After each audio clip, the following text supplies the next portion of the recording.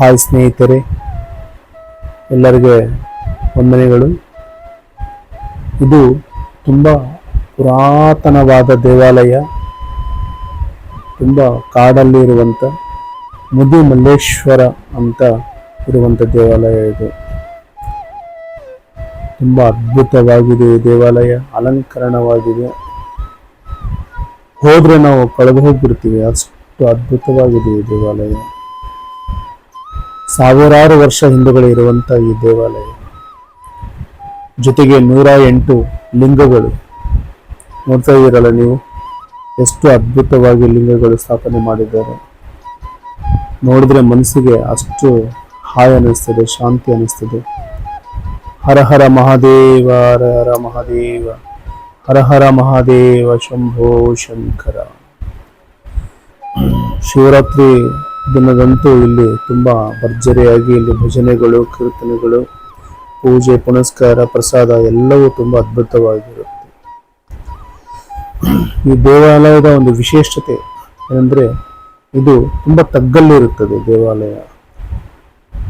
ಅದು ನೀವು ಹೋಗ್ಬೇಕಾದ್ರೆ ಸ್ವಲ್ಪ ಬಗ್ಗೆ ಹೋಗ್ಬೇಕು. ತುಂಬಾ ಪುರಾತನವಾದ ದೇವಾಲಯ, ತುಂಬಾ ಶಕ್ತಿ ಇರುವಂತ ದೇವಾಲಯ. ಮನಸ್ಸಲ್ಲಿ ಇರುವಂತ ಕೋರಿಕೆಗಳೆಲ್ಲ ನೇರಿಸುವ ಭೋಲಾಶಂಕರ, ಶಂಭೋ ಶಂಕರ, ಹರ ಹರ ಮಹಾದೇವ.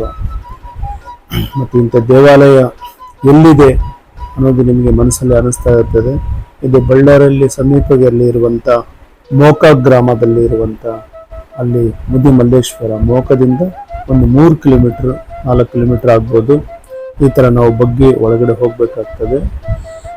ಸೊ ದಯವಿಟ್ಟು ಇದು ನೀವು ನೋಡೋರು ಇದನ್ನು ನೀವು ಮುಂದೆ ಬಂದು ಒಂದು ದಿವಸ ದರ್ಶನ ಮಾಡ್ಕೊಳ್ಳೇಬೇಕು ಅಂತ ಎನ್ನುವ ಈ ಸ್ಥಳ.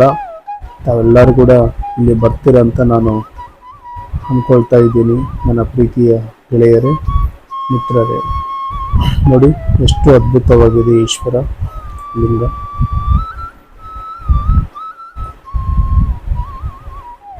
ಯಾರು ಸ್ಥಾಪನೆ ಮಾಡಿದ್ದಾರೆ, ಯಾವಾಗ ಮಾಡಿದ್ದಾರೆ ಅಂತ ವಿಚಾರ ಮಾಡಿದ್ರೆ ದೇವಾಲಯ ಪುರೋಹಿತರಿಗೆ ಅವರು ಇದಕ್ಕೆ ಯಾವುದೇ ಉತ್ತರ ಕೊಟ್ಟಿಲ್ಲ. ಯಾಕಂದರೆ ತುಂಬ ಪುರಾತನ, ಅವರ ತಾತ ಮುತ್ತಾತ ಕಾಲಗಳಿಂದ ಕೂಡ ಇದನ್ನು ಪೂಜೆ ಪುನಸ್ಕಾರ ಮಾಡ್ಕೊಂಡು ಬರ್ತಾ ಇದ್ದಾರೆ. ದಯವಿಟ್ಟು ತಾವೆಲ್ಲರೂ ಕೂಡ ತಾವು ತಮ್ಮ ಕುಟುಂಬ ಸಮೇತವಾಗಿ, ಮಿತ್ರರ ಬಂಧು ಬಳಗ ಸಮೇತವಾಗಿ ಇಂಥ ಸ್ಥಳಕ್ಕೆ ನೀವು ಬರಬೇಕಂತ ನಾನು ನಿಮ್ಮನ್ನು ಕೇಳ್ಕೊಳ್ತಾ ಇದ್ದೇನೆ. ಓಂ ನಮಃ ಶಿವಾಯ, ಓಂ ನಮಃ ಶಿವಾಯ. ಯಾವಾಗಾದರೂ ಮನಸ್ಸಿಗೆ ಬೇಸರ ಆದರೆ ಇಂಥ ಸ್ಥಳದಲ್ಲಿ ಬಂದು ನೀವು ಬೆಳಗ್ಗೆ ಬಂದು ಸಾಯಂಕಾಲವರೆಗಿದ್ದು ಹೋಗ್ಬೋದು. ಇಲ್ಲಿ ರೂಮ್ಗಳನ್ನು ವ್ಯವಸ್ಥೆ ಇದೆ. ಓಂ ನಮಃ ಶಿವಾಯ, ಓಂ ನಮಃ ಶಿವಾಯ. ಕಣ್ತುಂಬ ದರ್ಶನ, ಪರಮೇಶ್ವರನ ದರ್ಶನ.